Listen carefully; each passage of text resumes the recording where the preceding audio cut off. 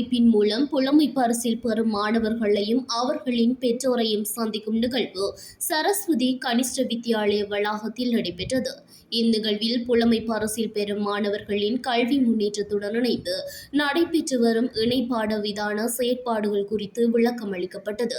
பதுளை மாவட்டத்தின் 16 பாடசாலைகளில் கல்வி பயிலும் 23 மாணவர்கள் இச்சந்திப்பில் கலந்து கொண்டு பயனடைந்தனர்.